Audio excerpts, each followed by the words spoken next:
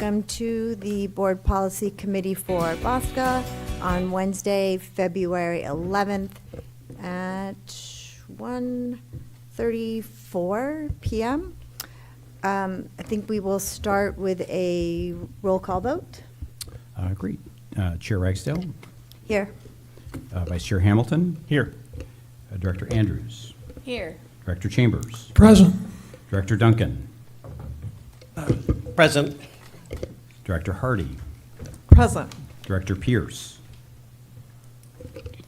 Oh, we could not hear that, but you're not on mute, so. Here. Yeah, thank you. Okay. Director Stevenson and Director Bell? Here. Chair Bell. Great. You might ask. And Barbara, I wanted to ask you, and I'll just ask this once, and if it changes, let me know. Do you have anyone in the room over 18 with you? Nope. Okay, and if that changes, just let us know. Okay. Thank you. And so we will be taking our votes by roll call today, and we don't have that many votes, so we are fine.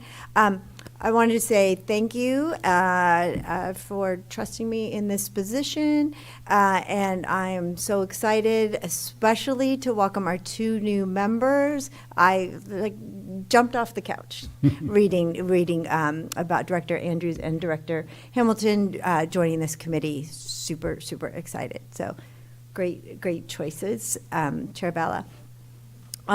Just a couple of things. Especially those of you new to Board Policy Committee, one of the things, which is great, there's a lot of things you learn about early, and then when you get the agenda for the big board meeting, you're like, oh, I already know that. Oh, I can skim some of this. I've been through that. But also especially important to read the correspondence packet, which you can just click online. Sometimes it's super easy to get through, and sometimes it's a bit of a slog, so leave yourself time, because we do the deep dives here, so it's always good to read that correspondence packet. And then I know you guys are all professionals, but Brown Act, we're smaller, right? So just keep in mind potential Brown Act violations if all of a sudden it's a quorum and we're chatting at Starbucks or whatever. Doesn't come up as often since we're from disparate places, but something to keep in mind. And then the last thing, since I didn't know this, I thought I would ask, if you ever want to add something to our agenda, talk to our Chair Vella, and he can figure out if that's something to put on the agenda. And so that's good to know. And those are my comments. So moving to the consent calendar, approval of minutes from the December 10th meeting. Do we have any changes or comments on those minutes? Seeing none, do we have a motion to approve them? Through the chair. Director Chambers, I move approval of the I second. Excellent. consent calendar. So we have a motion, Director Chambers, Chair Vella seconded. Could we do a roll call, please? Yes. Should our, us as new members abstain from this since we don't know? You do not need to abstain if you are not at the meeting. You can choose to, but you don't have to. Okay, thank you. Okay. No problem. Chair Ragsdale? Aye. Vice Chair Hamilton? Aye. Director Andrews? Aye. Director Chambers? Aye. Director Duncan? Aye. Director Hardy? Yes. Director Pierce? Yes. And Director Bella? Yes. Okay, that passes unanimously. Thank you. Moving on to public comment for items not on the agenda. Members of the public may address the committee on any issues not listed on the agenda that are within the purview of our committee. Comments that on matters that are listed on the agenda you can make at the appropriate time. And I see I have two speaker cards. That's for later. One speaker card for items not on the agenda, which is Mr. Warner, Dave Warner. Microphone over there, I think. Would be great. Just like at our big meetings, he still always gets his steps in here.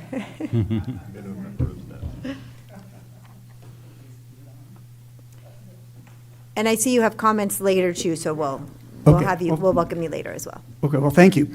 I'm Dave Warner. Thank you for your service. We just experienced surprise 7+% annual increases in our wholesale rates for the next 2 years. With our affordability concerns and already high and climbing water rates, this is an issue. And worse yet, this is very likely going to happen again. Hopefully you've seen my letter, and thank you for the plug for the correspondence packet, but hopefully you've seen my letter in the correspondence packet. It was to the SFPUC. The increase occurred because the SFPUC finance staff dropped the 27 forecast for BAWSCA regional water system demand. There's a chart showing this in my letter, figure 2. The trouble is that after this drop, they project BAWSCA demand to continue its upward climb. As our recent demand study showed, there's a considerable chance that this won't happen, particularly if robust population growth doesn't occur. If the underlying per capita demand declines hold, we're in for some significant drops in our need for water from the regional water system. And, by the way, even for me, a big believer in declining demand, the projected drop in per capita demand in the most recent study took my breath away. And then it was graciously pointed out that if we don't see that population growth, we probably won't see the denser housing, and so we probably won't see as big of a demand, per capita demand drop, but it's still going to drop. And then you add in the Sierra Club's letter, which you saw as a board member last time in this chart. It is showing long-term demand drops even more when you factor in the effect of droughts. We might be looking at BAWSCA demand on the regional water system dropping to as low as 100 MGD, which would be a stunning drop. That would mean there could be a lot more big price increases in our future. There are many things that could be done about this. You're a talented group, but this issue is not even on the agenda. It needs to get attention, or this is just likely to keep happening. So I'd really encourage you to, step one, make this an agenda topic. You need to give CEO Smegel guidance as to, do you guys want to focus on this? And again, I think there are many things to do. Thank you. Thank you. Do we have any other public comments for items not on the agenda? Okay, seeing none, we shall move on to reports and discussions, and starting with CEO Smegel. Thanks. Let me just jump to where we are here. And I'm actually going to turn this over to Tom Francis. As you may know, one of Tom's primary roles in the BAWSCA organization is to focus on the CIP. And his team, consultants as well as staff, spends a lot of time and energy sometimes in a very limited time frame dealing with the implications of the CIP. So Tom's going to address these items today, and I don't know if we mind passing that down so Tom has control over the slides. Well, thank you, CEO Smegel and Director Ragsdale. I have 3 slides on the CIP, and I'm going to start by kind of echoing what CEO Smegel said. The timing of when the San Francisco adopts their 10-year CIP is, at least in terms of how BAWSCA gets engaged, is pretty crunched. In terms of what happened recently, the SFPUC had a workshop on January 29th, and in your CEO packet is BAWSCA's comment letter that was shared with them in advance of that workshop. BAWSCA spent about a little less than maybe 2 or 3 weeks in terms of our ability to look over the 10-year CIP packet that SFPUC provides. Just February 9th, essentially Monday, SFPUC responded to our comment letter. The SFPUC is required to respond formally to BAWSCA's comments prior to when they bring this to their commission for adoption. And the SFPUC commission made that adoption decision yesterday afternoon. They adopted the 10-year CIP. Just a quick summary in terms of what's, I guess I'd say, the financial level of the 10-year CIP. There's what we call the water enterprise on the slide. I abbreviated as WE. That essentially is all the projects that are within the peninsula area that essentially serve our needs as wholesale customers. They total, over that 10-year period, $1.25 billion. So it's a host of projects, some small, some quite large. The Hetchy CIP is another element that gets incorporated into the city's overall CIP. We have water projects, in other words, projects that meet the water supply needs, and then also what we call joint water and power projects, projects that either have, that have both a water and power focus, and that totaled about $1.42 billion over a 10-year period. Number-wise, there's 62 projects in the Water Enterprise CIP over the coming 10 years, and in the Hetchy CIP, there's 9 water-specific projects and 25 joint projects. So just a lot of things happening over a 10-year period. If we look out beyond 10 years, and this is information SFPUC shares with us and their commission, there's a lot more than just these $1.2 and $1.4 billion that I mentioned. There's actually $10.1 billion worth of work that's going to be required over the next 30 years. That is significantly, it's a large number. WISIP that we are nearing completion on, that's taken us 20 or more years. WISIP was a $4.8 billion project, or set of projects. So recognize $10.1 billion is, twice plus what WISIP was. And Director or CEO Smigel pointed that out in his comments to the commission that he made yesterday. So just lots of money that's going to be required, and we as wholesale customers need to be aware of that, and we have been working to encourage is the wrong word, to insist that San Francisco engages us, not just in the coming years, but certainly all the way through these next 30 years. Just quickly, in terms of some key projects that are in the CIP that was adopted yesterday by the commission, we actually have folks here today that will probably talk about one of those. The Millbrae Operations Center. It's not quite a $500 million project. Some of that money's already been spent. What we know is coming up over the next couple of years, 3 to 5 years, is $365 million. So considerable money. They're needing to upgrade a building and build a new office building there as well. So it is by far one of the largest projects in the Water Enterprise CIP. There's also work at the Sonoma Valley Water Treatment Plant. They're putting in ozone treatment. That's almost done. There's about 80 some odd million left to spend. The Tesla facility that's over near Tracy, there's work on UV systems that need to be put in place. And then they're doing some interim dam work. I mentioned there's a lot of dam work coming up in this 30-year cycle. There's some interim projects that are needed just to make sure that those facilities can continue to meet safe dams needs until this final repair is put in place. So some big projects at Hetchy too. They're doing facility construction there as well. And one of the ones that both CEO Smigel and me and my staff were really interested in, need to be engaged about, is the Moccasin penstocks. That's another $500 million project. They have to repair these old penstocks that were installed about 100 years ago. I shouldn't say repair, they have to replace them.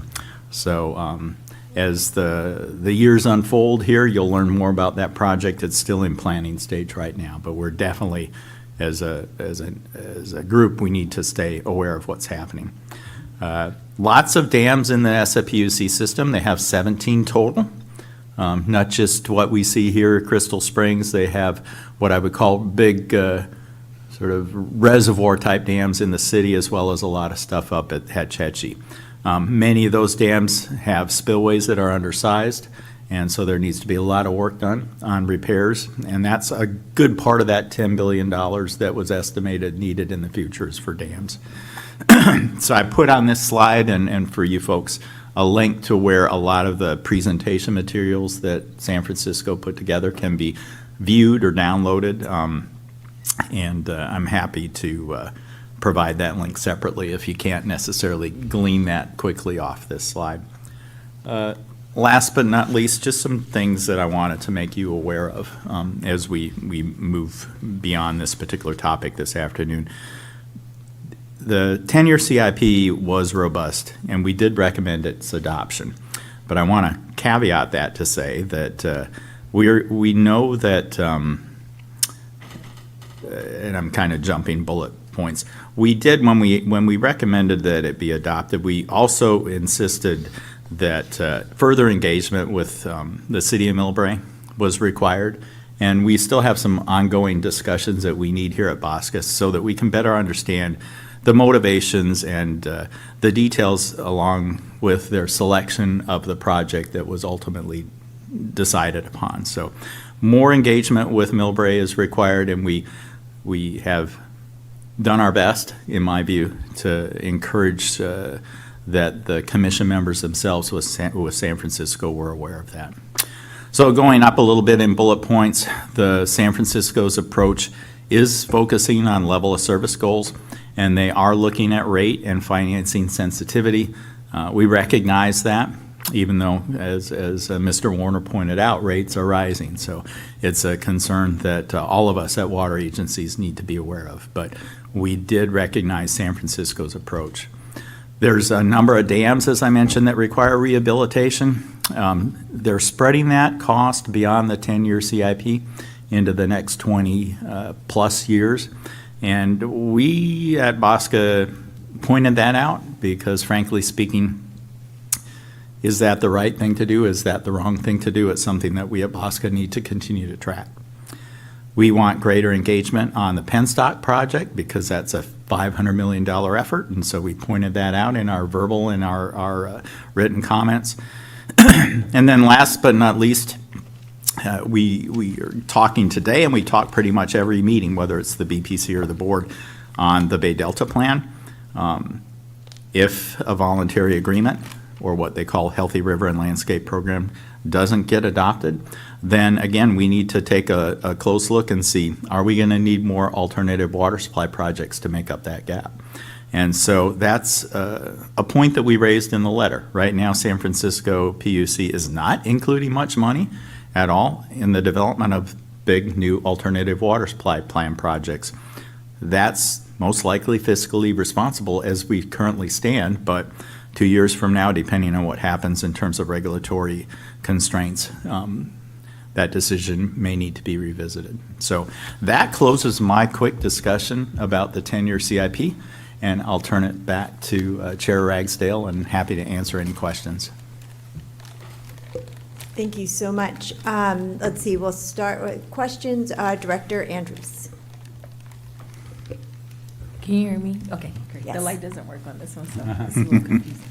But wanted to know what operations are happening in Millbrae that necessitates our involvement in the project and funding in the project? Well, Millbrae does all of their water quality lab efforts there at that facility. Pretty much anything that happens within the peninsula service area, if there's a break in the line, if they need to go out and maintain any parts of our transmission system, it's kind of their, if you will, it's their heart, their central area for operations and maintenance, as well as lab type services. They also house and a lot of the natural resources staff that then work in the watersheds, whether it's here within the Crystal Springs area or even across into Sunol. So pretty much all their maintenance and operations staff. They also have what they call yards, areas where they have places to place their equipment. And beyond that, they have what I would call shops, where if they need to do repairs to equipment, or if they need to address pipe replacements, material replacements, they have that in the shop. So it's a fairly large site, 17 acres. And I can, if there's more interest in terms of what's happening at Millbrae, what they do, I can provide that to you separately. No, that's fine. So I know there's representation here from Millbrae, and wanted to know if we can have someone comment on their concerns about this project after we go through all the questions? Is that And possible? yes, and we do have a public comment on this item from our friends from Millbrae. So Okay, thank I just you. want to hear from staff as well. What are the competing interests from Millbrae?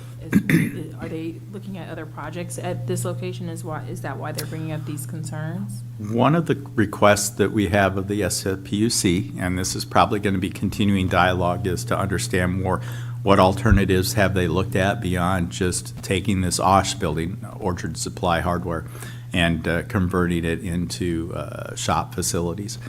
We have some information in terms of we put that request in our comment letter. We received information back on their reply on February 9th. And again, one of our interests is to see ongoing dialogue. And I'm certain that the city is going to want to see something more specific about what those alternatives were and why this solution, so to speak, this proposed project is the best financially in terms of why they decided on it. So it's an ongoing effort that we're trying to get to. Director Andrews, the staff of BAWSCA is focused really particularly on the cost to BAWSCA members and the cost effectiveness of the project itself. Okay. As it pertains to our wholesale water rates.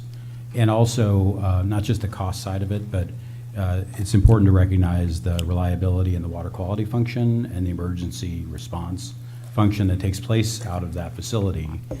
It's a really critical facility. We have incidents from time to time. We need to be prepared for more severe incidents. And it's a pretty vital facility for SFPUC. Certainly can have them talk about it as well. Okay, great, thank you. Yeah. Thank you. And I see Director Pierce has a question. Go ahead. Yes, thank you very much. And I appreciate the report, both in the board packet and your slides this afternoon, Tom. I had one question, and maybe I'm missing something because I'm a little fuzzy, but on the slide it said 1.4 million, and I heard you say billion, and so I think that needs to be aligned, or maybe I'm just misunderstanding it. And I think it was on the slide just be. Oh, it looks like there's a Or comma that. there, Barbara. I Yeah, think it was there's a comma. Comma there. So it's 1,000 million is what we wrote. Oh, 1,000. Thank you. I do better with big numbers. What can I say? So thank you for clarifying that. That threw me off in the packet too. I was like, oh, Okay. there was a lot more numbers here with the million. That's probably billions, yeah. Yes, so that's helpful. And I really appreciated your explanation of how we interact with San Francisco on their, on the CIP and the framework that we have, because we work in a slightly different way than many other organizations. And so it's helpful to know that we have a prescribed way to deal with them. One question I had for you, Tom, was, let's see if I can find it now. There was a mention of the debt load for WISUP, and maybe we'll get to this later. And so when you get to that, I'd be curious how planning for the long term, we might lessen that if the RFA is involved. So that was what I was curious about. Thank you. That's all. We will definitely get to that in a few minutes. Are there any other questions from directors? If not, we will move on to public comment for this item, and we will start with Vice Mayor Rinaldi from Millbrae.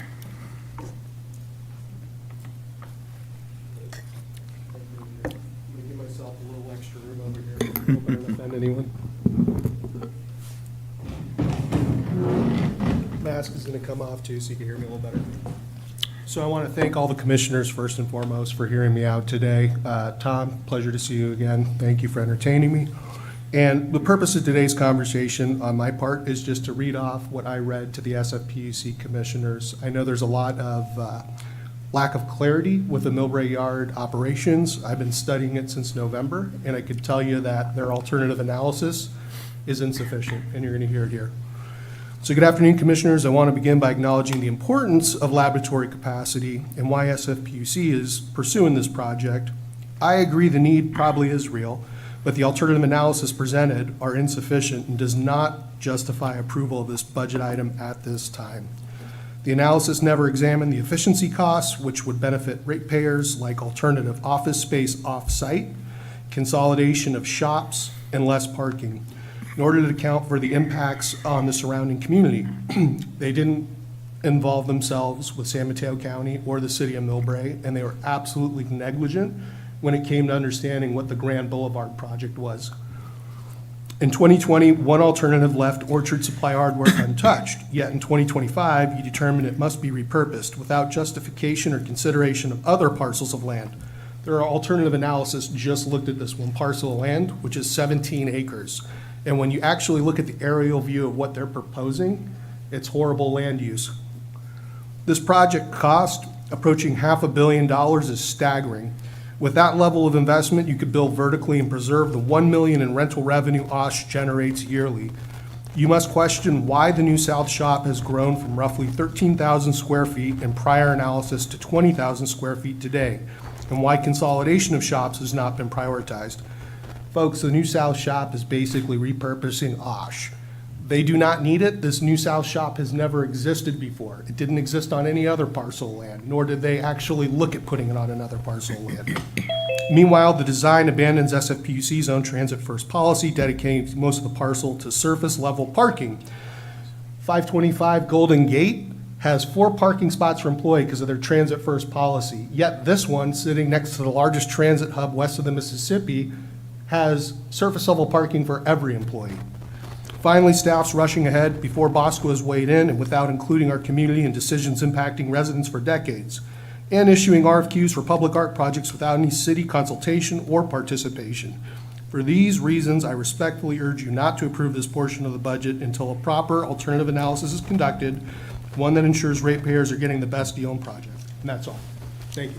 Thank you, Vice Mayor. And now we will hear from Dave Warner also on 5A. Just for Barbara's benefit, you can see he's making the long way around again, getting his steps. It's okay, I'll go the other way next time.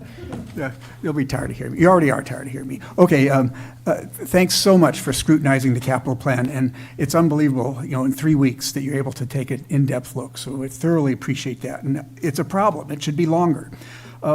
They also don't provide you with the rate impact for each of the projects, and this is something the Metropolitan Water District of Southern California does provide. And as a CFO, it's very hard to evaluate a project.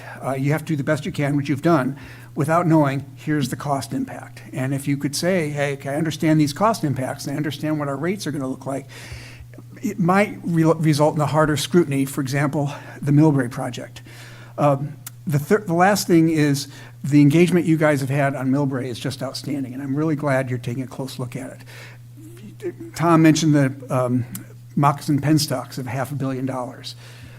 Our demand looks like it's going to be very much lower. And so as part of the scrutiny, could we do, I think there are 4 penstocks, could we do with 3, or could we do with 2 larger ones? Or is there some way to reduce the cost, given that it appears, and we're going to know this, fairly quickly, how our demand actually changes, and so that we're prepared for that, particularly if we'd rather use the money to build alternative water supplies, given limited supply.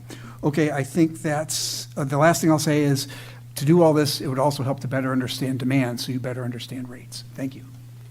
Thank you. And I see we'll see you again on the next item. Oh, you're going to go the short way around this time. And now we'll have Tom Williams, City Manager from Millbrae.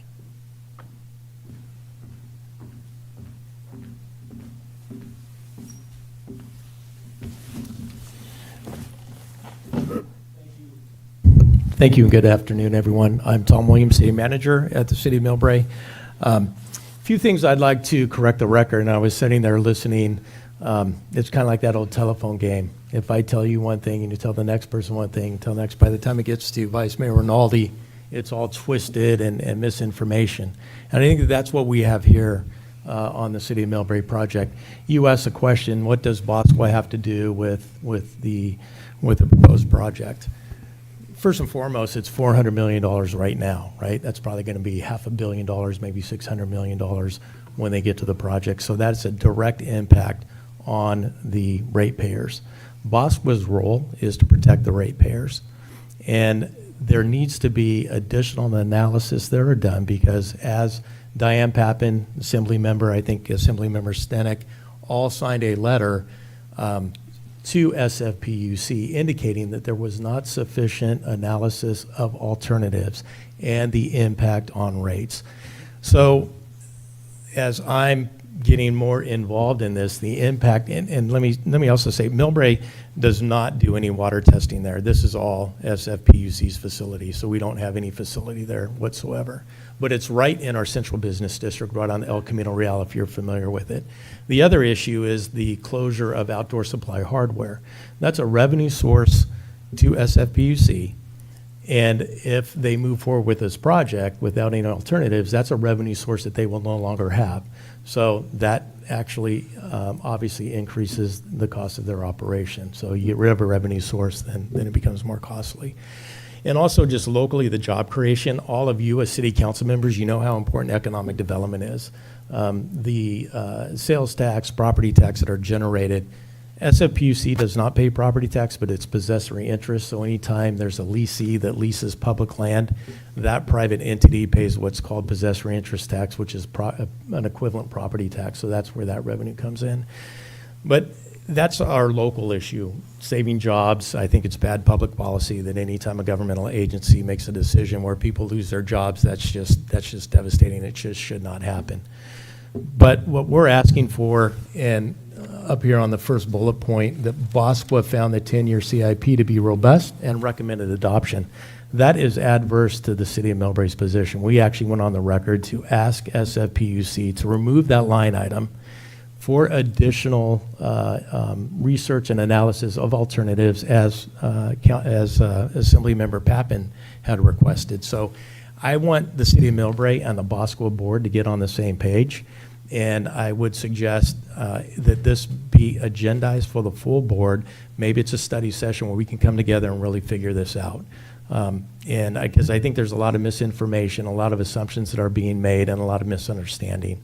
And so that's what I would request. This is so important to the city of Millbrae and to all of you and your ratepayers. I heard the finance director yesterday in the meeting. There is a minimum 7% increase in wholesale water rates coming down the path for the next 10 years. I was also told, Mr. Williams, don't worry about it, the CIP, You are at time. Just okay, you can was finish your not sentence, adopted, but I'm concerned that it is adopted. You heard today that it was adopted. And anytime something's adopted, to me, that means it's going to happen. So if the board would please consider a study session with the city of Millbrae or something where we can figure this out together and do the right thing, I'd appreciate that. Great, thank you. Thank you. Sorry to time you. I know in your usual position, you're not used to that, yeah. Other side of the foot. It could be when somebody doesn't. Yes. Thank you. And just double checking, I don't have any more cards, but if there's anyone else with public comment on item 5A, okay. So we will move on to item 5B, BAWSCA's long-term reliable water supply strategy 2050, first year accomplishments and next steps. And I think we're going to go directly to Dr. Ashuri, correct? Yes. That's correct. Thank you. Good afternoon, Board Policy Committee. Today I'm going to talk to you about our first year accomplishments for BAWSCA's long-term reliable water supply strategy 2050, and then our potential schedule for the year to come. And here, this is year 2 of the work that we've been doing for Strategy 2050, but this has been years in the making. We started doing the scope of work for Strategy 2050 back in 2023. It took us about a year to really understand what the purpose and objectives of Strategy 2050 should be. And then back in 2024 is when we started collecting the water management charge from the member agencies. And that is almost completed. I think February is the last month, and then we would be getting remitted for that amount of money in March. And that yellow star there is where we're at right now. We're hoping to do the bulk of the development in this calendar year, but we have EKI, our consultants. We have a contract with them that goes all throughout fiscal year 26-27. So we're allowing ourselves another 6 months if we want to complete our, the final report. But the bulk of the work will be done this calendar year.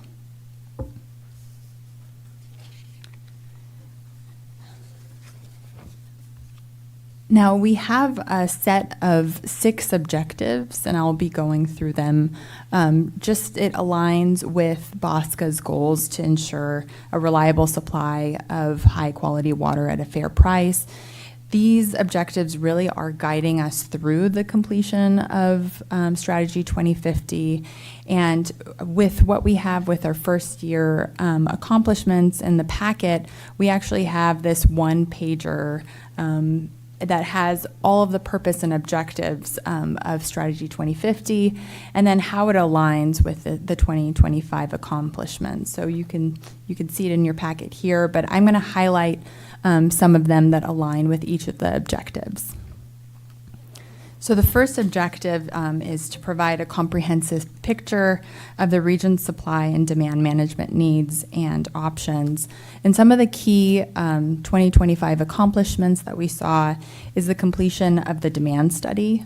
We heard at the last board meeting, Danielle McPherson went through, looking at what our demands would look like in the future and doing the scenario analysis to see what the range of demand might look like.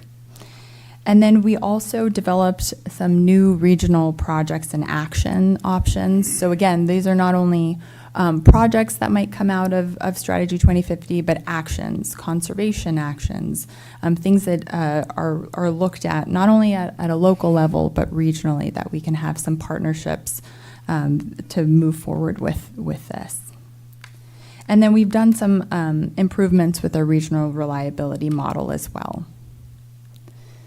Now, the second objective is to establish a framework for collectively maintaining and improving regional water supply reliability and resilience. And one of the key accomplishments we had in 2025 is this emergency preparedness. We really sat with our agencies to understand what are the key concerns moving forward. Is it earthquakes, fire, aging infrastructure, and how we can potentially come together to find maybe a role for BAWSCA in emergency preparedness. And this is something we're going to be continuing in 2026. And then another thing is the interties. So we're looking at what the interties look like within the BAWSCA agencies and ways in which we could potentially optimize them. The third objective is to elevate awareness of and support the region's interest in new and emerging regulations that impact water supply and demand management.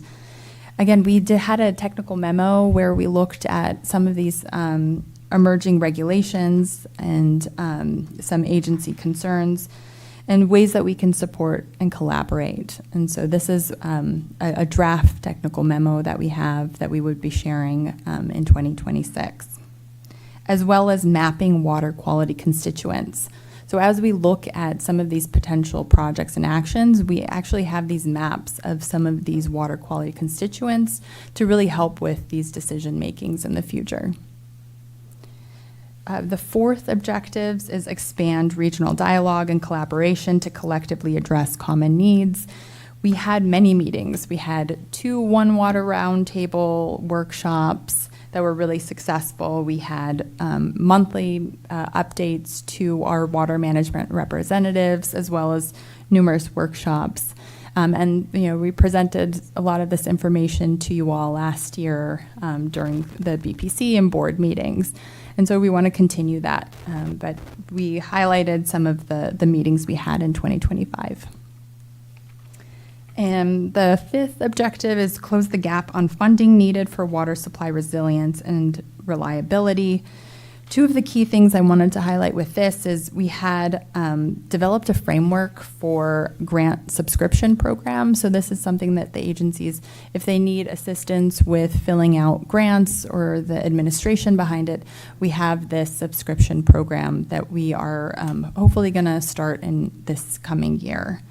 And then looking at some potential funding opportunities. And then last, with that 6th objective, is to support availability of affordable water supplies and demand management strategies to all customers. And again, we talked about it during the affordability analysis to really look at what it looks like for the typical and low-income households within the region.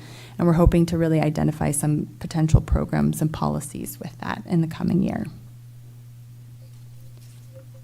So as you see here, there's a lot that we've done and through the handout in the last year, and we're really trying to continue this momentum in the year to come. So in addition to the Strategy 2050 objectives and 2025 accomplishments, the Strategy 2050 development work has really enabled us to do some extra work. This is work beyond the scope of work that we had, that we did in this prior year. These include supported near-term agency funding needs by providing a grant tracker. So we had something that we have where it tracks all the grants either at a federal or state level that gets updated. It's kind of like a spreadsheet that the agencies can use. So that was developed, as well as the integrated affordability into regional reliability planning. So that wasn't initially in our scope of work. That was an additional task that we looked at. And we're trying to use that now to look at some of these potential projects and actions. And then once we see what some of these costs are, we can make some more knowledgeable decisions on this. The third is we created a schematic inventory of existing interties among agencies for emergency preparedness. You know, we actually analyze, we have an annual survey where we have all that information, and it was pretty outdated. So there was a lot of updates we've made on that, double checking with the agencies to really see what it looks like. Obviously, we're not going to be showing exactly where they're located, but just having a schematic of where these interties might be really helps with emergency preparedness. And last is developed a model ordinance to support local adoption of a ban on non-functional turf. This was actually done by CalWEP, and this is in partnership with them, but they were able to allow us to use that, model ordinance for our agencies. Now, board engagement obviously was really critical with this work in this last year.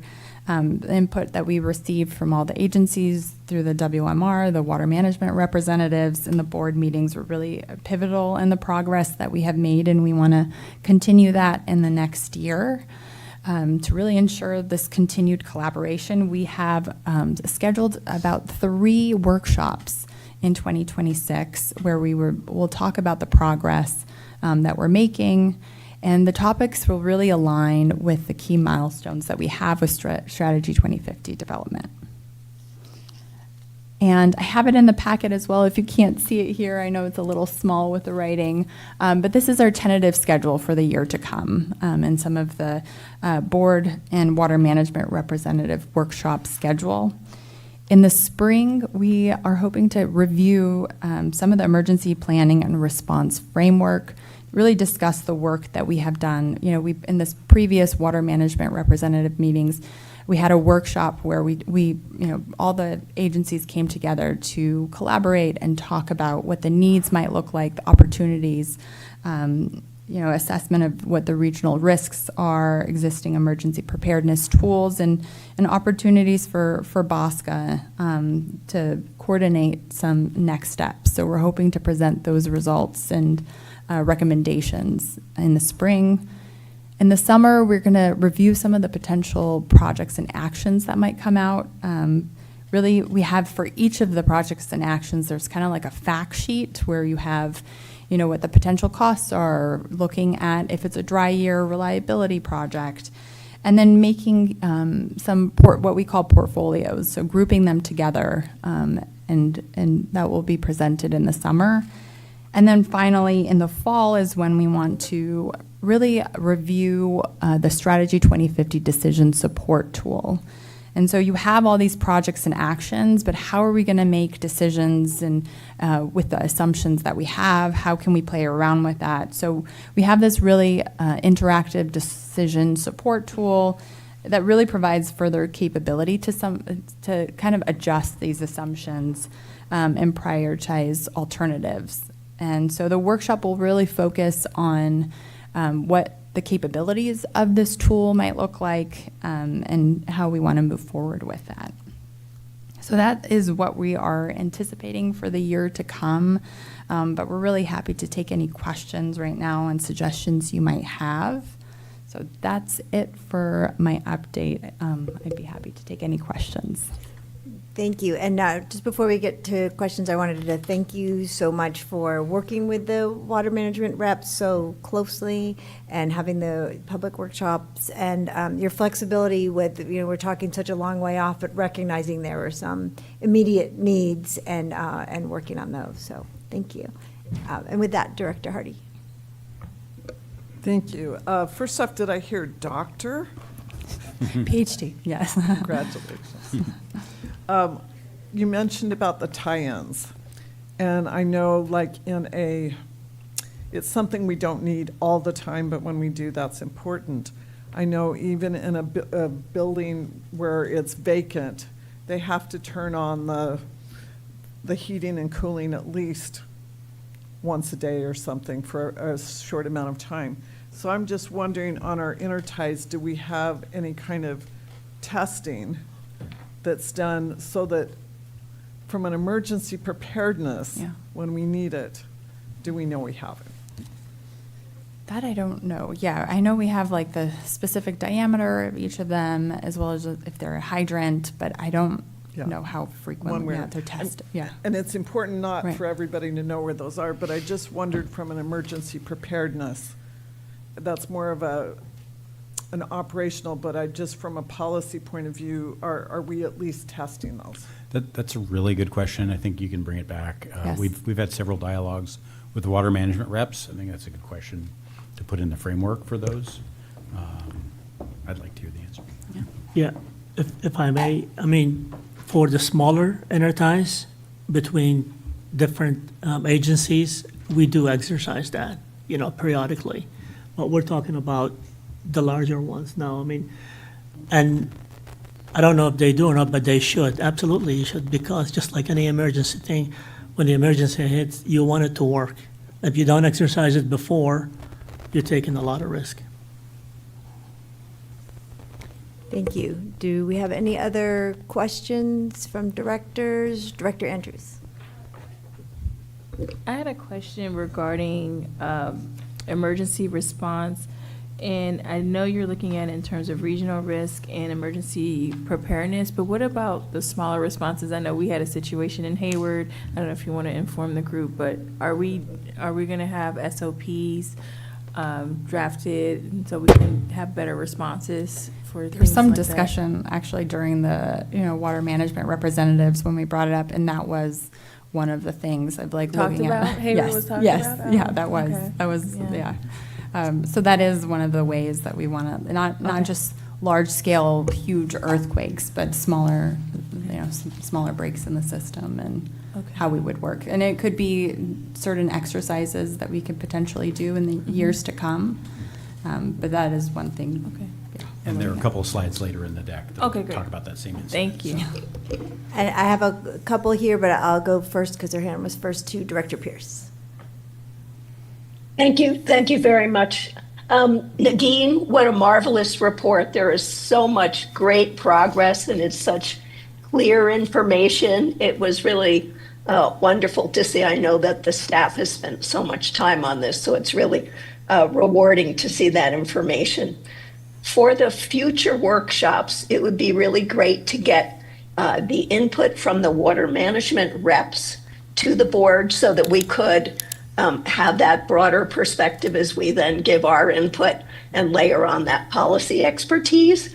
And if you want the board members to talk with their water management reps about it, I don't know if it would be useful to have some sort of a tool or questionnaire that we could use so that the information coming back might be better synthesized. I'm not trying to create a lot of work, but if that seems like a good idea, I'd be happy to help with that. So thank you very much. I really, really appreciate it. I think so much progress has been made.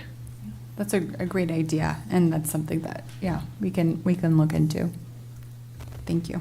Thank you. And I don't know, are you Chair Vela or Director Vela in this room? Whichever, just Vela is fine. Vela. I think Darren was okay, before me, Director actually, Duncan. Thank you. Yeah. Thank you. I wanted to express my appreciation for looking into the emergency interconnections. I think these are something that's often overlooked. We installed a lot of these years ago, and they're there and forgotten about. And we put them in places that were easy, where the two systems were together, we connected them. And I think now it's time that we really need to start looking at the harder ones. And we did this, Cal Water did it with Menlo Park a couple years ago. We put a very difficult connection. We had to extend about 1,000 feet of main. So I think it's time we really need to look at those harder ones that require a lot more infrastructure, because these are really important. And I appreciate the work you guys put into this. Thank you. Director Vela. Yes, thank you. Thank you, Director Pierce, for asking my question. Because periodically we do bring one of the water management reps, to present to us. But, what we're talking about here is getting into the details for them to be part of this strategy. And the follow-up question would be on these objectives, Nagin, do you prioritize them as you're going along, and do those priorities change, or it's all or nothing? Yeah, we move around. We have kind of like a schedule. It's not like one objective than the other. And then we see where the water management representatives really want to focus on, and we kind of make adjustments to the schedule dependent on that. Yeah, because they are going to have their own priorities, I guarantee you. And it's good for you to know that as well. So you incorporate that. But great report. Thank you. Thank you. Director Hamilton. Thank you for again, as everyone is saying, for the great report, and building on the discussion we're already having about physically testing the interties and all that, which I absolutely support. We should also, if we're not already, we should also look at the standard operating procedures that take place when we need them. So, like, do we conduct drills on a periodic basis and try to come up with scenarios of things that could happen, so that all the staff and the local agencies and all the agencies that are involved would go through those procedures and know who they're supposed to call and know and all that. I think if we're already doing it, great. If we're not, then maybe that's something that we should consider to make sure that those relationships that need to be in place between agencies and all that are there, so that when we do have a problem, everybody knows what to do. So that's that. Thank you. Do we have any other director questions? Well, moving on to public comment, we have Dave Warner. Going the short way around this time.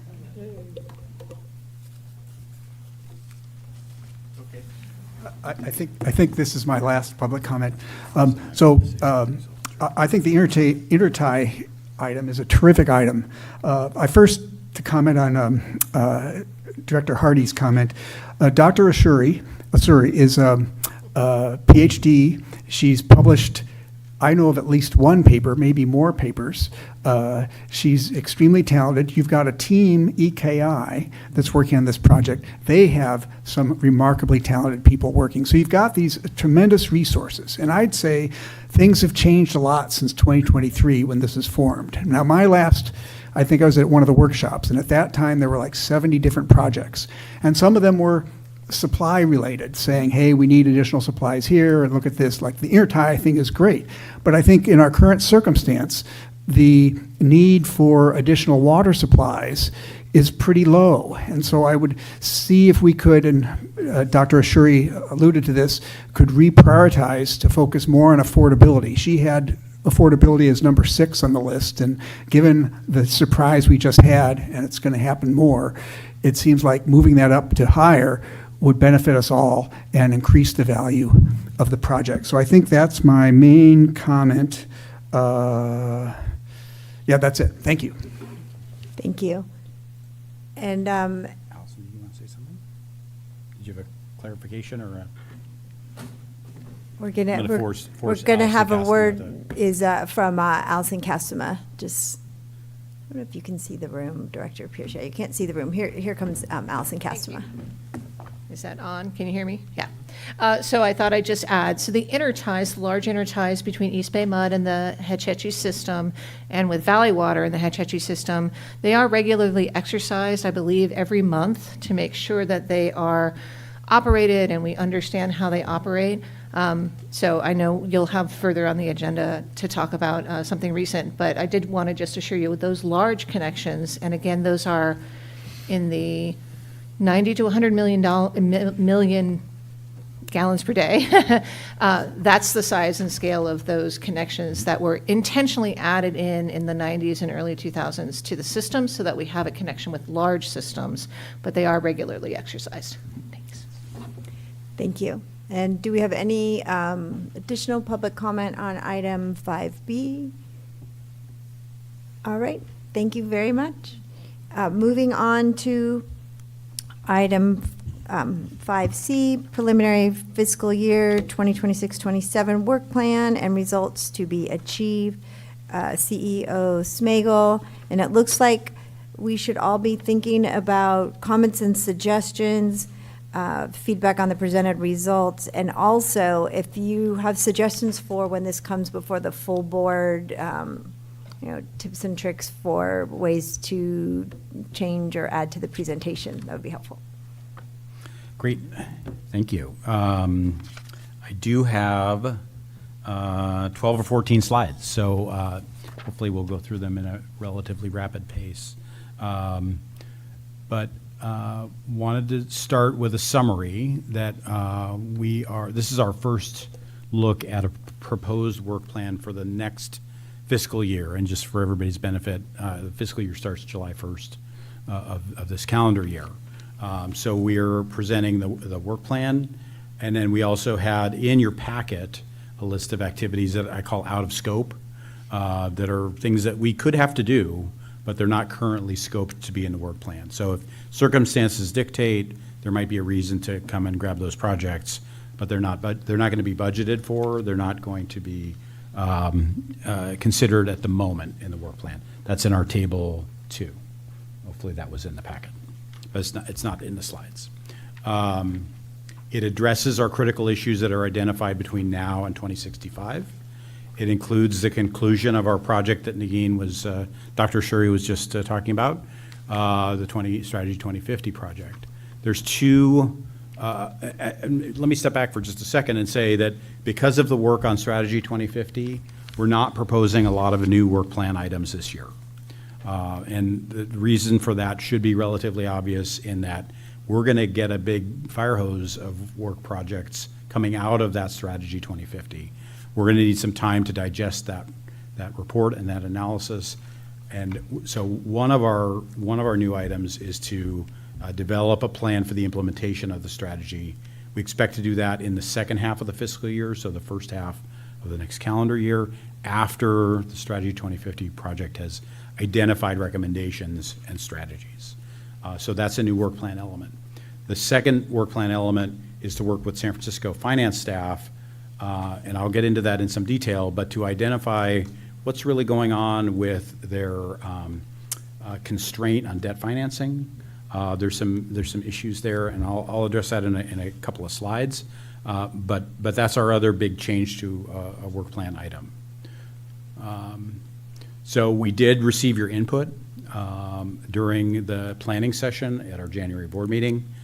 Again, in the packet, in Table 4, we outlined the questions or comments from the various board members and the BAWSCA response to that. If you have any questions or concerns about that response, happy to take those in this context or later offline.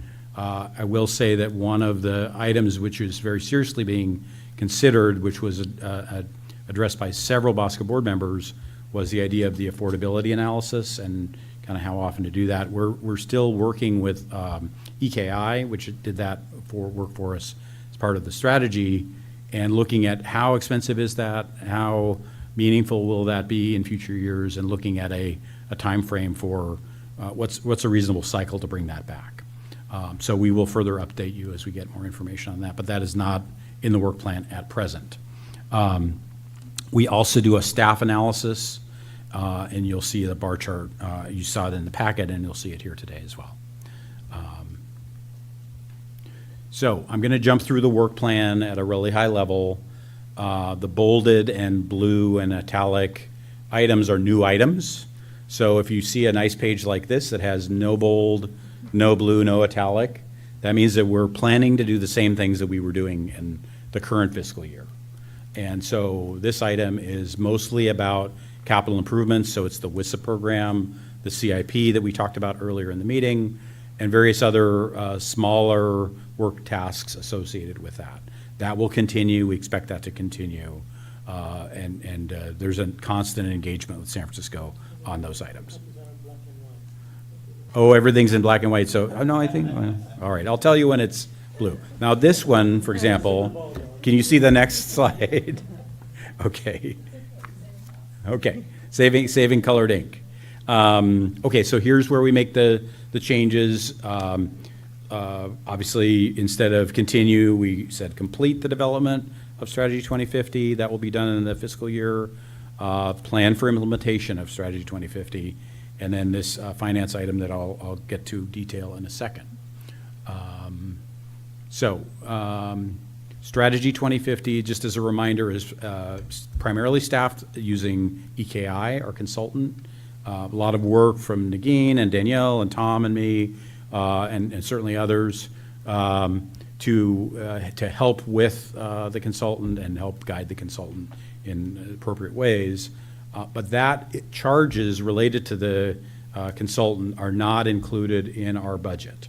Those are in a separate item funded by the water management charge. So the board approved a water management charge, where's Christina? About 2.5 years ago, and it's been in place and it's ending soon. Yes. The water management charge is ending soon. So there was a little surcharge on your charges from San Francisco to pay for the strategy project, and that's primarily paying for EKI. However, the staff resources, the time element is in the model that you see, the bar chart and the calculation here. So here's my item. I've been, my extra new item, so to speak. I've been socializing this with a number of people at SFPUC and around BAWSCA, and we'll continue the dialogue here. When we went through the process of San Francisco's budget presentation and CIP presentation, we sort of realized that they're talking about constraints on their long-term borrowing. They're talking about the bond coverage ratios, and so we are a little worried that this $10 billion coming down of future capital, how are they going to finance that when they're so constrained right now? We're worried about currently, they have estimated 40% of the CIP in the current year is going to be funded from what's called revenue-funded capital. And revenue-funded capital means that you're paying in the first year for capital improvements that will be there for the life of the capital improvement. That raises short-term rates for customers, BAWSCA agencies. It lowers rates in the long term because you're not financing as much. We just need to understand what are the motivations and constraints that are on San Francisco related to those parameters. And is that a reasonable thing for them to be doing? Is 40% something that BAWSCA wants to push back on?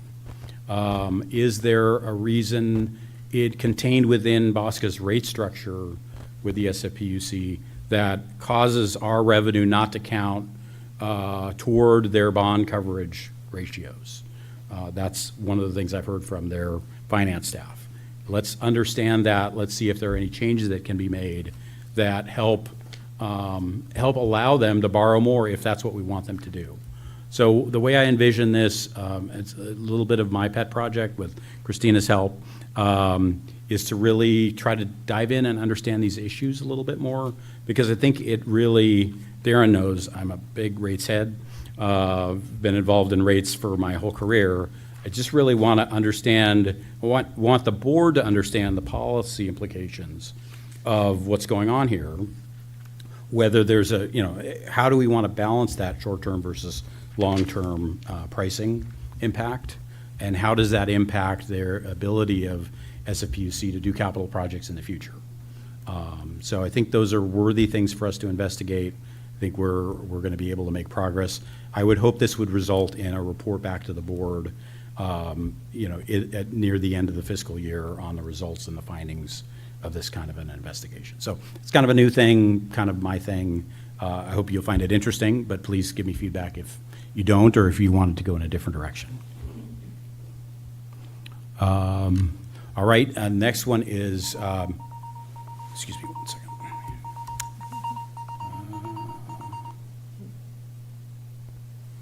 We promised we didn't, That's my, we didn't put him on a timer. yeah, that's right.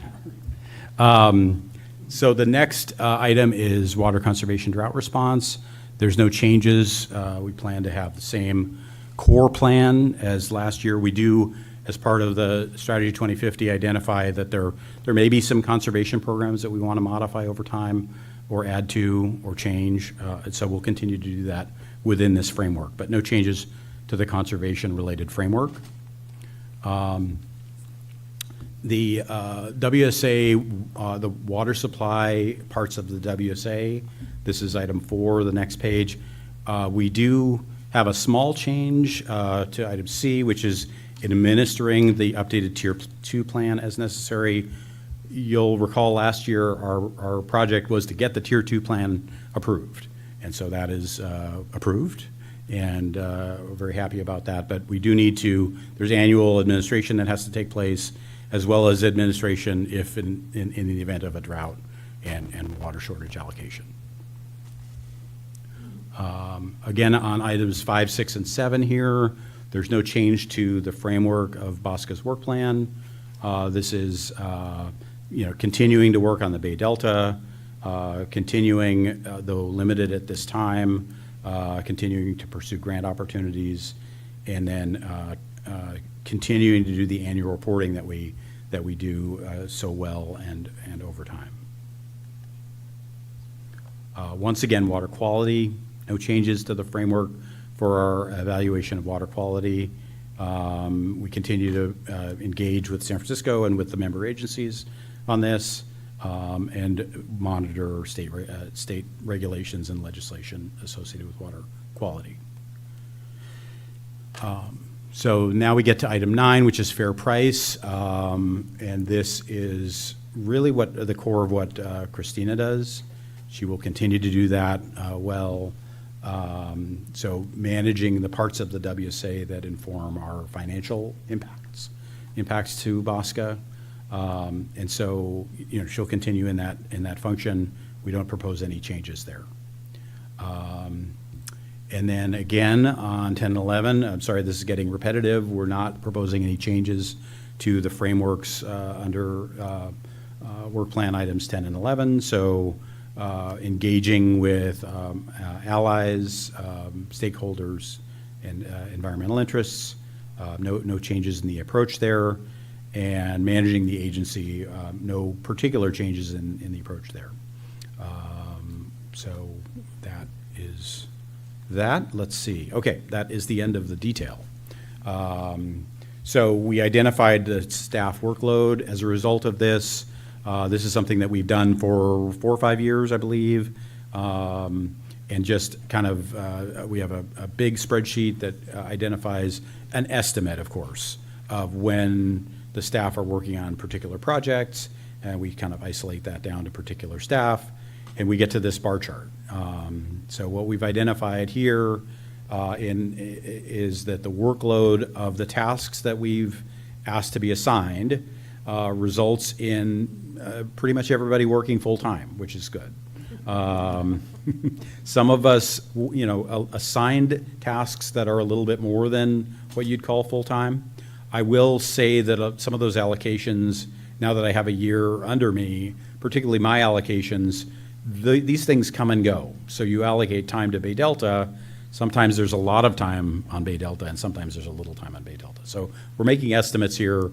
I think that Tom and I are the first 2 columns, no offense to out Tom as A, but and Lourdes as the last one there. So Lourdes also works very, very hard, not to mention everybody else in the office. But we manage our time. We do what we prioritize. This is less impact than last year. Last year, I think I showed up at this meeting with 150% for me and 130% for Tom. And that was a little, we squeezed that down. So you'll see this is a little bit more comfortable for us.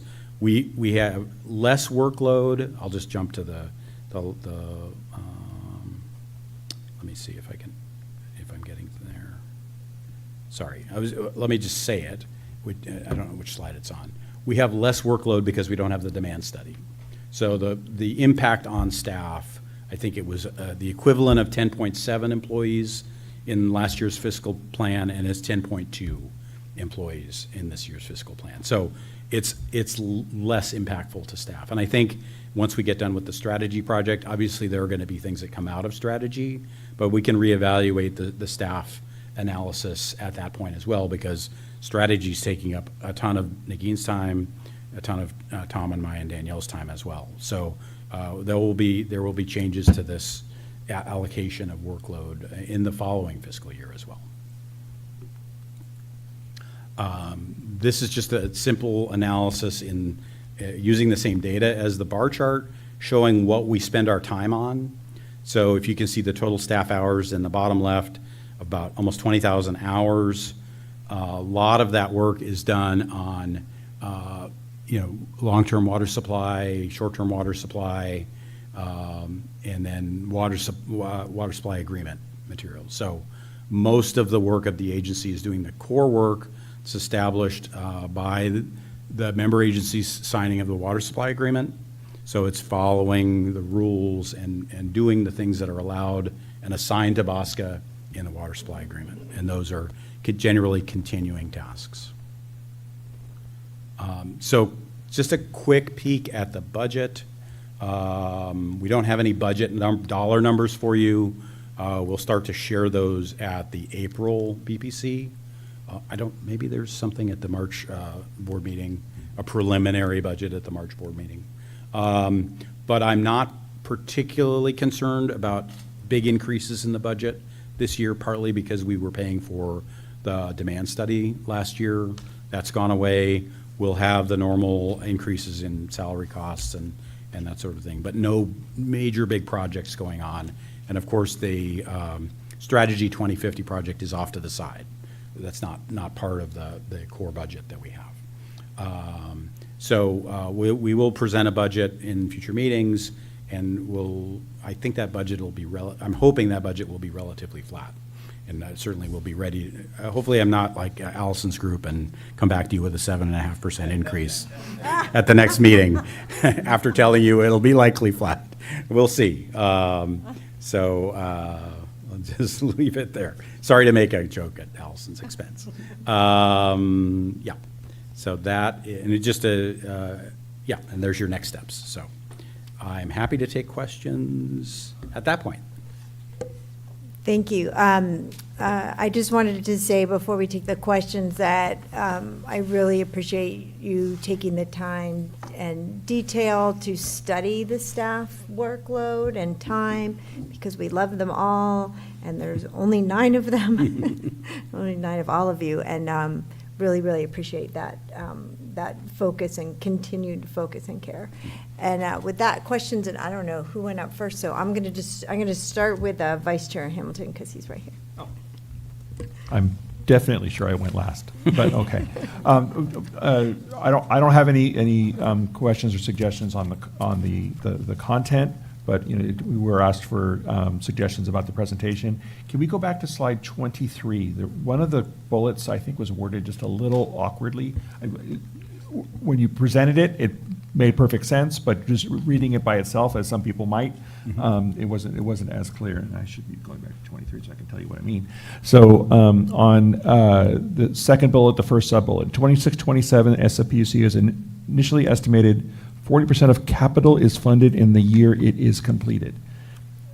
Are we in the year that the project is completed?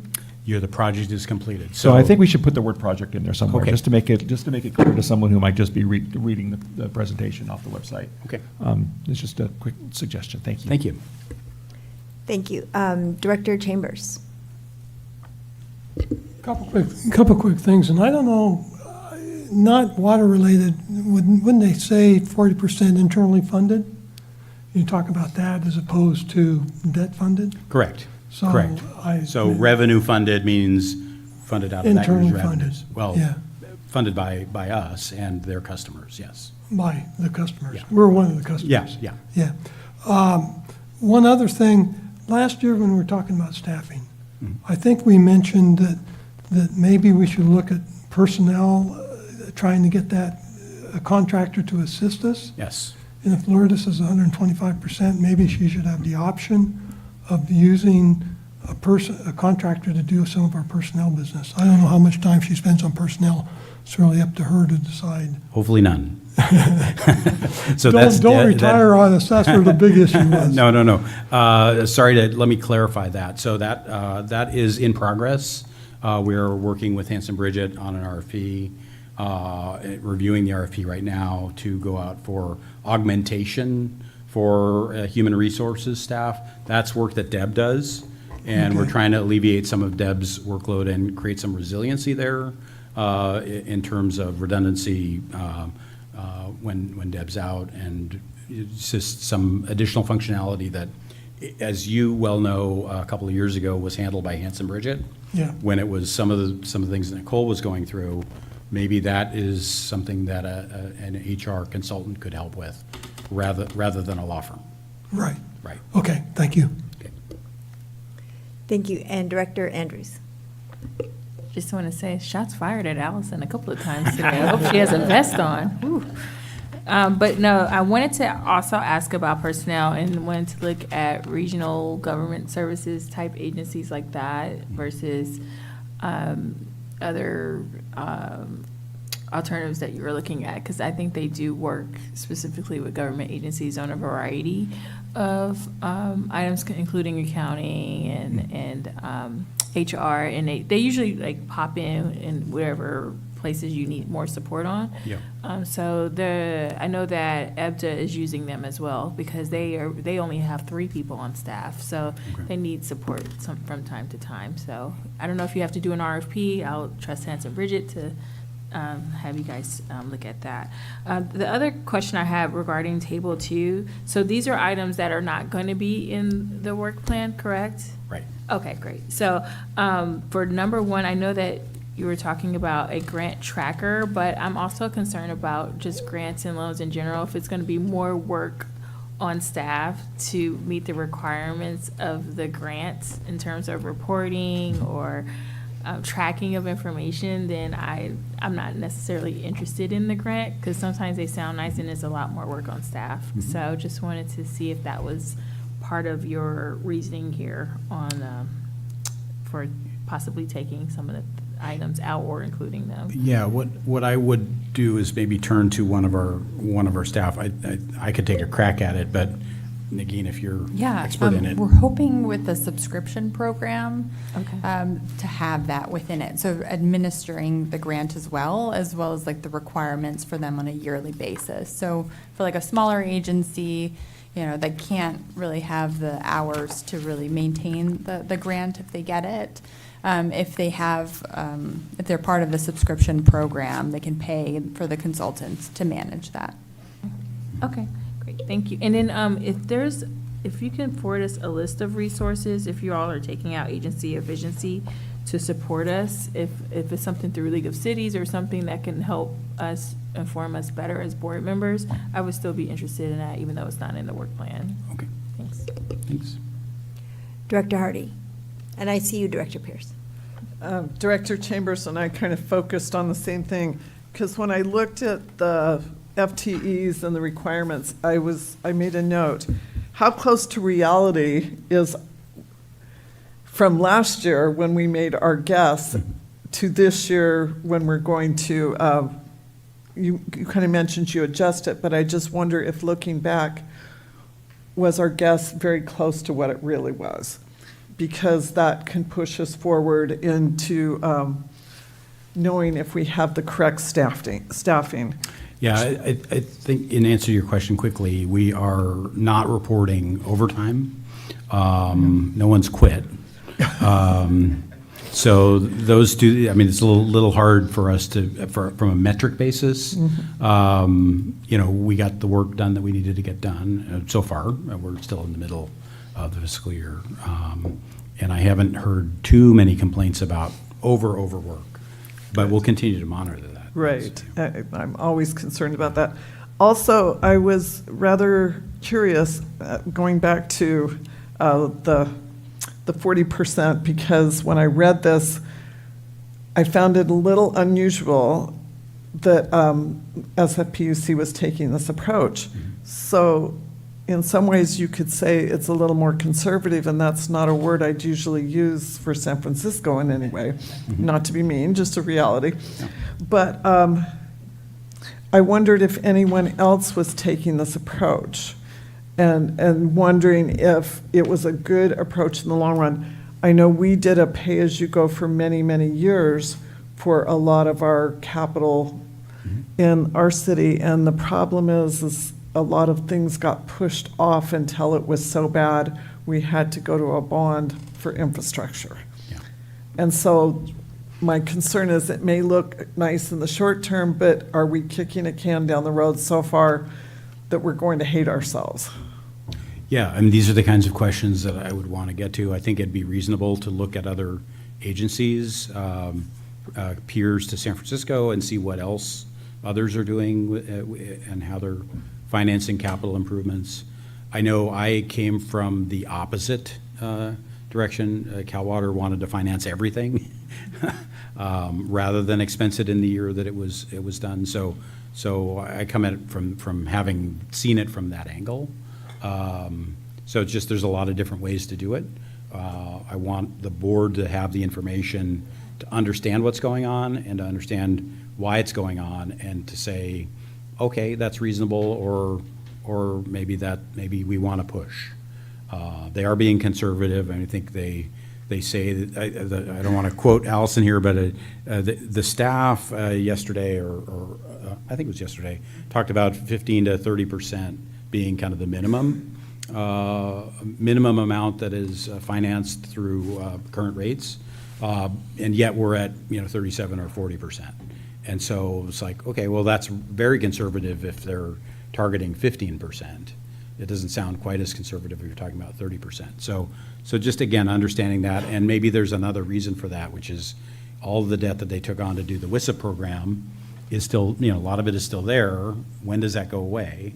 Over what time period does that go away, and give them more flexibility to borrow? So there's a lot of little questions in this topic, which I think they're important policy questions. Let's put it that way. Thank you. And Director Pierce. Well, and I'll be very careful with this because the financing area is not my strongest point, but I really appreciate, Tom, your work on the rate issue and really digging into that to understand it. And I support looking at some of the other agencies, how they're doing the financing. Since I assume that part of the strategy is looking at affordability and making choices, when we're looking at long-term projects, how is it that we in San Francisco are taking that lower water use that Dave keeps talking about into our considerations?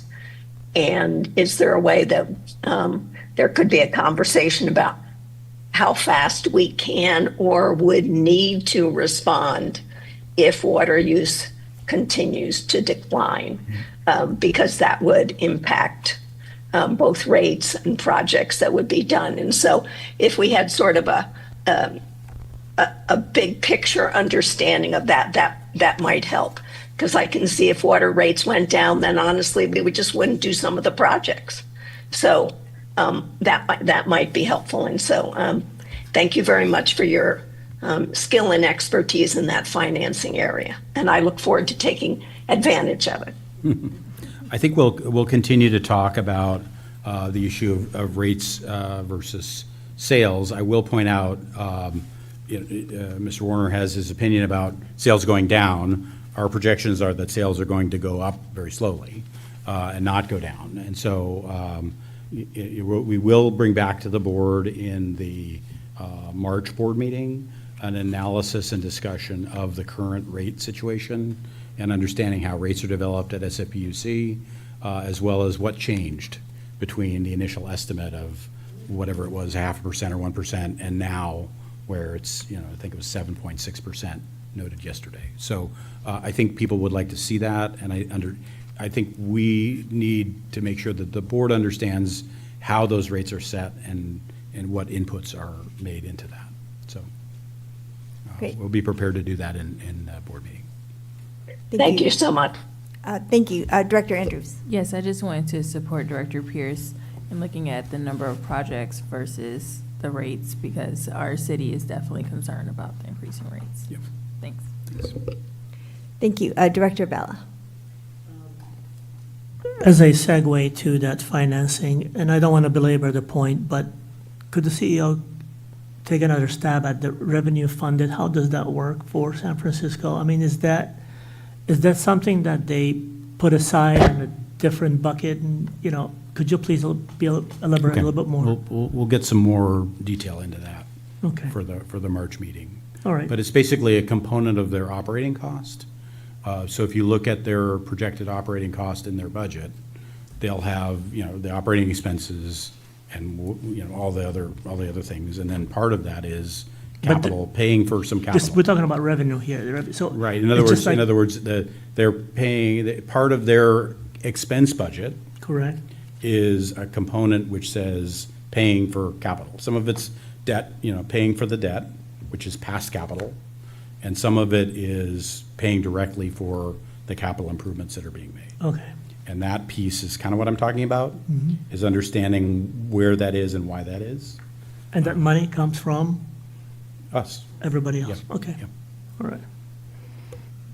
Thank you. So that's some input for when it goes before the whole board. And if there's anything else that anyone thinks of when you're trying to fall asleep tonight, just shoot CEO Smagel an email for ways things could be presented to the full board. Yeah, call them up. Texting. At that Texting is time. always better. Yes. And I We had we one- texted during Super Bowl, so we can do that too. I had just one question, and I believe it's not on the slide, I think you said, but table 2 for activities that are out of the scope. And this isn't really a question to necessarily answer now or for the staff to answer now, but I'm just curious if any of you have a pet project on here that, if we only had the time, I wish we could work on one of these. It's just something I was curious about. You don't necessarily have to answer that there, but sometimes there's just things that project you wish you could get to, but you can't. So I was just wondering about that. Could I just Oh, elaborate sure, on that a little yes. bit? So just turning to page 49 in the packet, which is where table 2 resides. If you look closely at these things, mostly they have to do with contingent expenses. So if there's a large project, so like taking reliable supply, item 4, for example, securing outside technical expertise to assist in review of particular capital project. Well, if they have a particular item that becomes really controversial, and maybe that could be Millbrae if the board wants, or maybe that's the moccasin pen stocks, we would maybe come to the board and say, we want to hire additional outside support, technical support, to help validate those costs or validate the reasoning for that. We do have some amazing experts that work with Tom, and he has a highly qualified team that works on the CIP in general. But if there's a really complicated project, or if there's modeling that's needed on the Bay Delta plan, we don't have those resources. We haven't budgeted for those resources.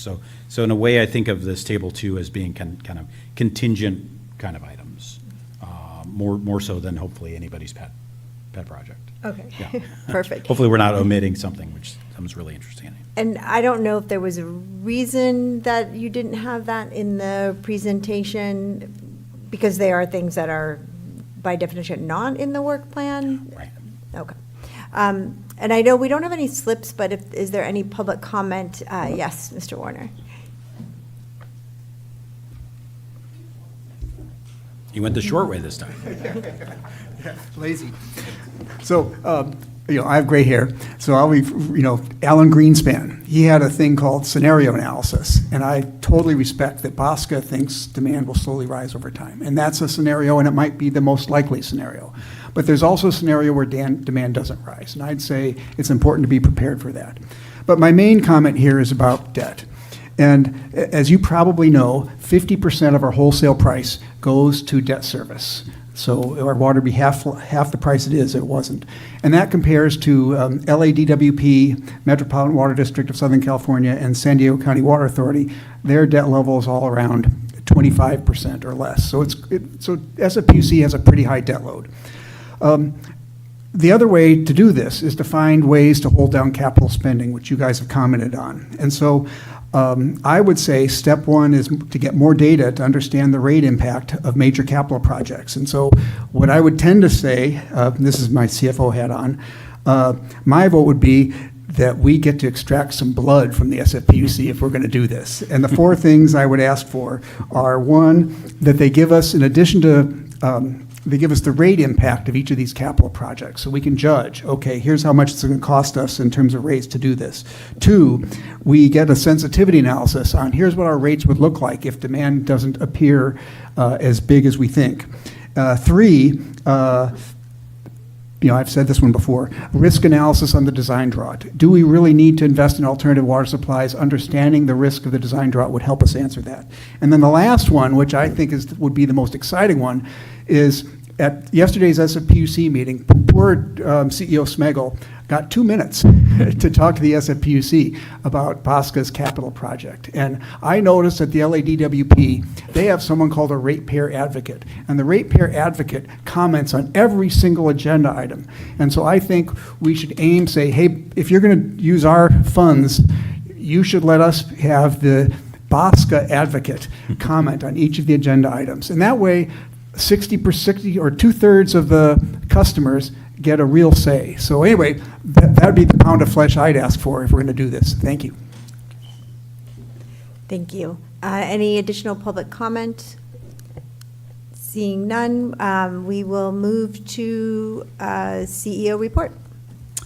Great. So I'm going to give myself a break and turn it back over to Tom to talk about last weekend.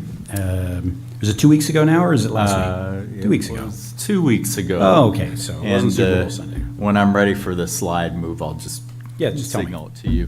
One of the things that both Director Andrews noted, and also it came up when we were talking about emergency response, was that we had our own real live test of an emergency. And as luck would have it, and it happened on a Friday, but it kind of extended on into the weekend in terms of mostly, clearly, it's San Francisco and the city of Hayward and ACWD staff, but also CEO Smegel and myself got engaged too over the weekend. So let me preface this to say or remind you folks that Mountain Tunnel up at the Hetchy area is undergoing work. They're relining it. It is basically, the system is down for a few months. It's been down pretty much every winter for a few months. So currently, we're not getting water from Hetchy to meet our supply needs. We're getting it from our local reservoirs.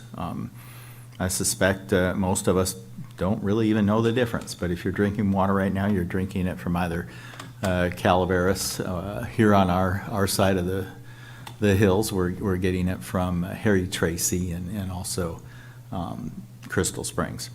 So on Friday, January 30th, San Francisco staff there who work out at their Sonoma Valley Water Treatment Plant noticed they were getting a pretty big leak from a pipeline. It's a 66-inch diameter steel pipeline, so it's not a small one.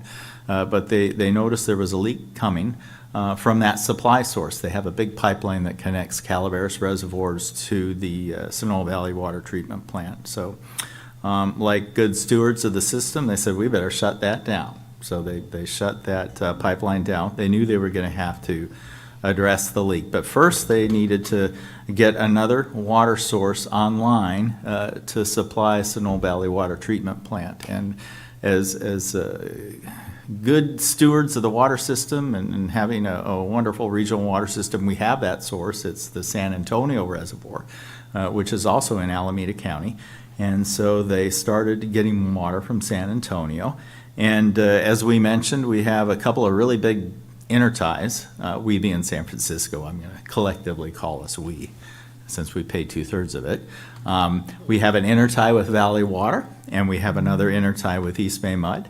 And the San Francisco staff contacted those two entities and started water flowing from those interties. Just as a reminder, we get treated water through those interties. So it's treated East Bay Mud water that's coming through the Hayward intertie, and it's treated Valley water that's coming through that other intertie. So that water just goes straight into our distribution and transmission systems. The water from San Antonio that they were routing to basically the Snow Valley Water Treatment Plant, that gets treated at Snow Valley. But anyway, long story short, they started that in operation, and the emergency response procedure for all of us, each agency, is that SFPUC will send out a notification via email. It's called a blend notice. They noticed it at 4 in the afternoon on Friday, after they got this system in place, letting people know that the system's changed.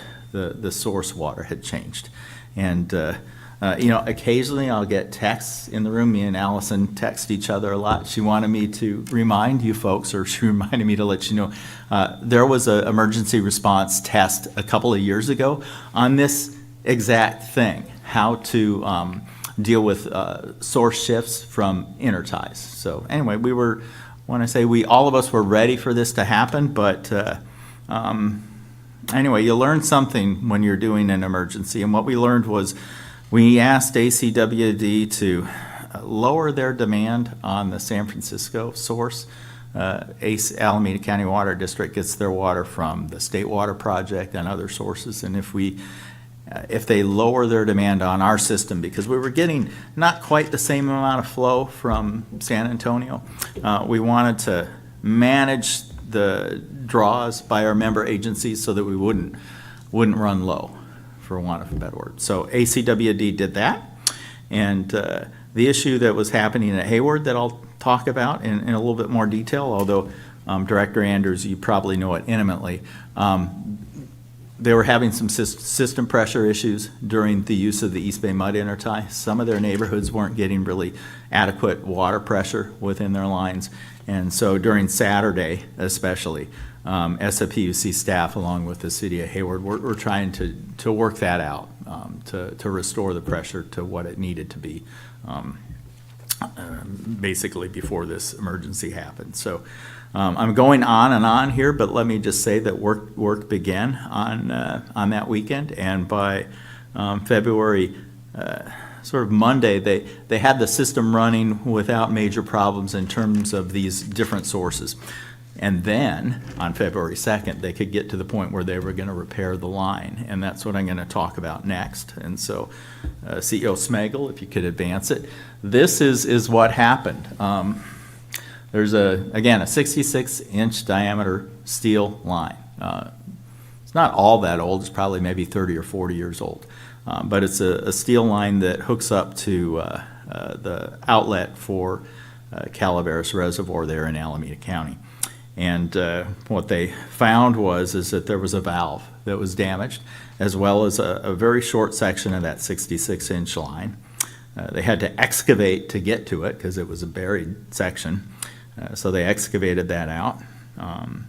San Francisco has a pretty robust, basically yard and access to materials when needed. So they already had access to a valve and that section of pipe. So they cut out that section of pipe and put in a new short section and a new valve to make that repair.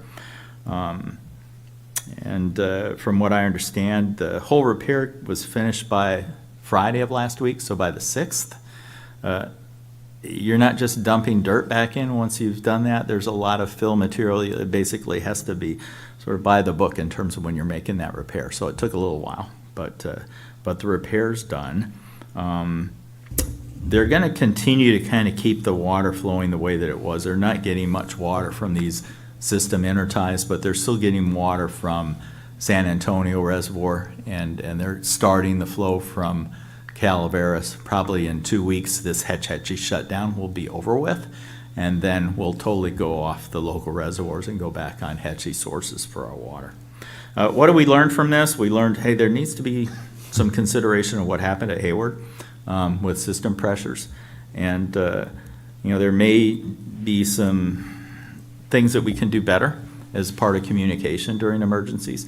One of the things that SFPUC will be doing is preparing what's called an after-action report to document all the activities that happened during this damage.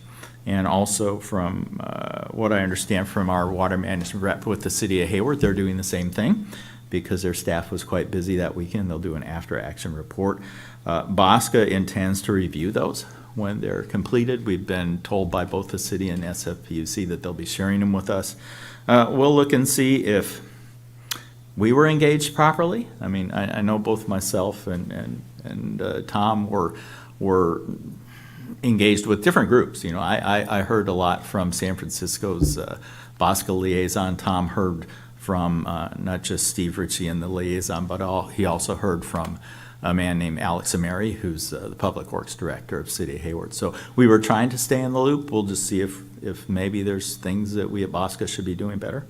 And one of the kind of interesting things is this happened over the weekend. On Thursday, we were doing an emergency response exercise within our water management reps, and it was supposed to be on source shifting during emergency. So it was kind of humorous because it was exactly what we were doing over the weekend. So so that summarizes what happened. I'd like to say that I should say I'm happy to say we learned from each emergency. This one wasn't one that caused any great stress, so to speak, on the system, in the sense that we're not going to have to deal with it, for months, akin to perhaps the big wildfires back in 2015. But we learned from these, and we try to do better, make our system better. Thanks, Tom. I will add also that we were both unlucky because Hetchy system was down, but incredibly lucky that there's work being done on Snow Valley Water Treatment Plant, so they had workers and materials and equipment there in order to effectuate the repair much more quickly than they probably would have if the repair had been someplace where they're not doing work. So I think we're happy to take questions and comments. And we're definitely going to start with Director Andrew. She's earned that. Oh, thanks. Thank you to everyone involved in the repair, and look forward to the final resolution soon. Just from a resident perspective, it was we had to have notification through our communications team, so it went citywide, the information, so it wasn't just like this area got notified.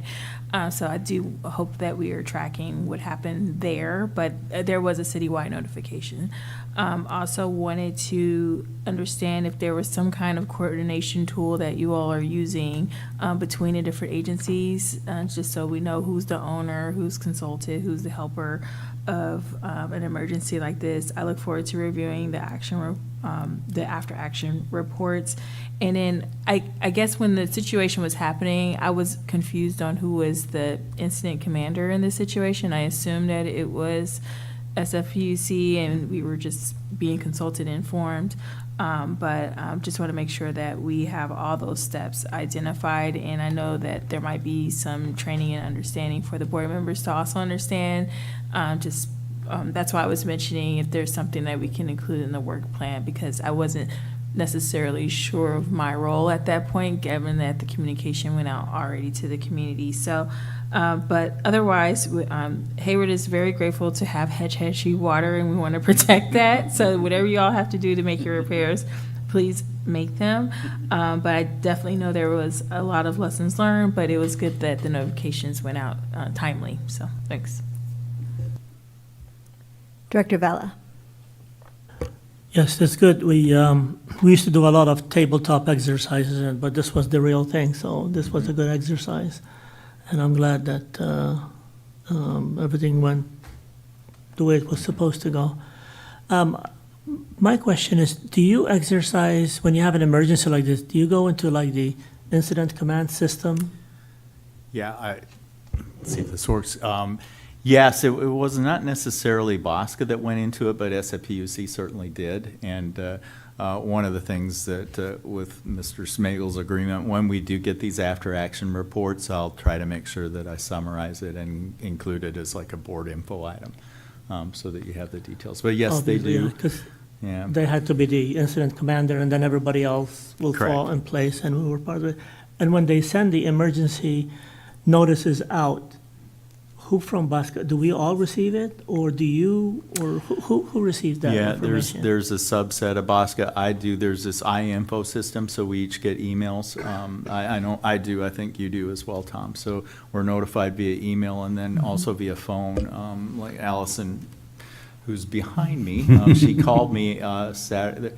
You know, I knew about it Friday, but then there was an update that she provided me with Saturday morning. So that's beyond just the email system. I get texts as well as phone calls when it's more serious. Right. Allison, would you like to come up and add a little bit? We still got the open microphone over there. We can give you 2 minutes. Because Sorry, I didn't mean to. well, you're going, 'cause email is great, obviously, but we're not looking at email that much. Text will be the way to go for something like this, you know, so. Thank you for the opportunity. I do want to say thank you. I think it was a very well coordinated, with the exception of the experience in Hayward's system, which the after action will help us understand. But in terms of an emergency on the system, please know that we had staff working all the way through that weekend. Many of them were from the Millbrae Operations Center that were moving out to either address it in Millbrae or to be in the field to assist the staff in that area. So with regard to the way we notify, so we do have an iInfo system every year. In fact, at our annual meeting that we are doing with our water management reps, we ask for an update. So we have a iInfo system. It does text messages, it can do calls, it does emails. And that is typically to the contacts we are given from the agencies. So that includes the BAWSCA staff, and it includes various operations staff, water management rep staff from the agencies. So we ask every year for that to be updated to make sure we've got the correct information to for the right people. That is typically, again, operations side as well as sort of water management rep staff side, so that everyone is up to date. And I will just say, with this emergency, we were proactively communicating with BAWSCA and others, ACWD and Hayward, because we knew we were making some changes and making some requests. And then generally the system was stable. We did a blend change notice because of the water quality parameters changing. And that is a very typical practice. If it was a larger scale emergency with bigger items or more actions, or for example, in the 2013 rim fire, we did regular periodic phone calls with the wholesale agencies on a daily basis to update them on the impacts from that emergency to the wholesale system. So that would enable folks to ask questions, et cetera. But in this situation, because the system, I will tell you that, you know, there was draw on the system. We were lower in our parameters than we like to operate, but that's why we have those conservative parameters, so that we have space in the system. If we have some type of interruption, it gives us the time to adjust operations. So, but again, I do want to thank Hayward. We know that it puts stress on their system, but it worked very effectively. That system, that intertie, came online very quickly and delivered the water the system needed. Valley Water was already in operation. These were on standby as well because of the mountain tunnel shutdown. So this was all part of being prepared for that. By the way, every year we have an interruption with the Hetchy source because we do maintenance, but these are longer shutdowns because of this one project, and this should be the last of the long shutdowns. So anyway, thank you. Hope that answers some questions. Thank you. And I think we'll take public comment at the end of the whole CEO report. Okay, great. Thank you. So if there's no further questions, back to you. Great. Well, I get to pretend to be Allison here for a second, because Allison usually gives this report as part of the SFPUC, but not at BPC. So I'm just going to go through the latest slides that we received about water supply conditions. Generally, water supply is in very good shape. Water bank is full. You can see the numbers for the various reservoirs are quite high relative to prior years and averages. You will note as Bay Area residents that flat line for precipitation that occurred through the month of January. This is the Hetch Hetchy precipitation, but basically we had a long period with no rain and no snow, and that was true at Hetchy as well. However, just to point out, it brought us back to long-term median, which is the black line. So we're not at a very low precipitation year. It sort of brought us back to average or median. These, again, will not surprise you. This is the monthly totals for precipitation. Again, super high above average for October, November, December, low January. And you've noticed today that it's raining again here in February. Hopefully we'll have a good number for the remainder of February. So this is country, and this is in the Bay Area. Similar stories in both places. The snowpack is a concern. You've read articles. I think there were some articles in our correspondence packet about that. The snowpack is low because a lot of that early precipitation came as rain. And so we're monitoring that carefully. That affects the timing of when water is coming into the reservoir. And then the last slide on this will be this is from a couple of days ago, so some of it has already happened. But the expected rainfall over the next, I think, week is, relatively significant, so we're happy to see that coming. Next subject is, unless there's any questions on that, next subject is our Bay Delta Plan and FERC process update. Not a lot of change here. I will highlight that the Bay Delta Plan Phase 2, which is the Sacramento side of the system, there were hearings that were held January 28th to 30th, and they took public comments and heard presentations from stakeholders and non-governmental organizations. They had written comments that had to be submitted by February 2nd. We did not comment. This is not particularly our issue, but it certainly relates to the Bay Delta process on the Tuolumne as well. So San Francisco's engaged with it, and they commented along with their Tuolumne River partners on some aspects of that, and I think that was in the packet as well. On the FERC process for Don Pedro, the certification, the environmental process for the certification is now ongoing. I think there was a hearing I heard last night. So that is progress on that, but nothing too earth-shattering. So no significant updates there. Any questions from board members on that? Okay, so maybe. Okay, if there are no questions, checking in with Director Pierce. Okay, do we have any public comment on the CEO report? And we are clear on that. Okay, so now we will move to closed session. So we'll do our closed session shuffle. I'll let him know. He's ready. He's got his tie on.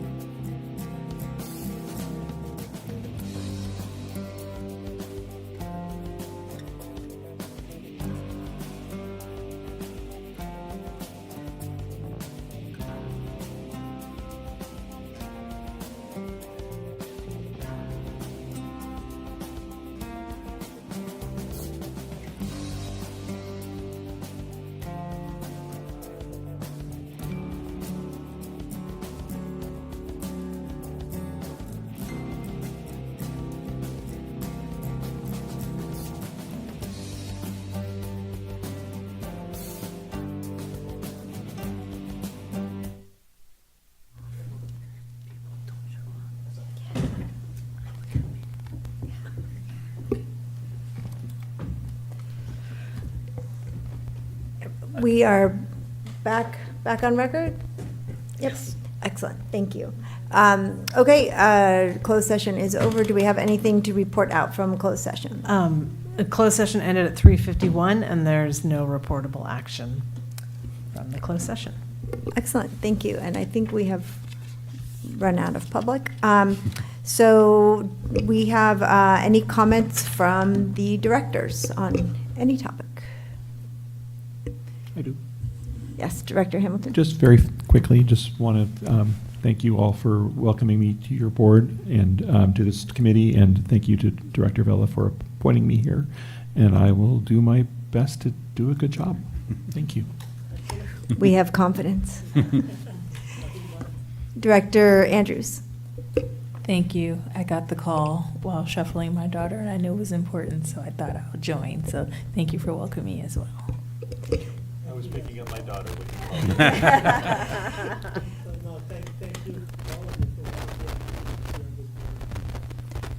Director Hardy? I want to thank everybody for praying for no rain during the Super Bowl and all the activities before, because we had beautiful weather. And the fact that it's now raining and it looks like, I just looked up the forecast, it will continue to rain. So keep it up because we need it. Excellent. I think that's it. We will adjourn to our next meeting, which is April 8th at 1:30, I presume here, right? We're still here? I believe so. Yeah, okay, great, thank you.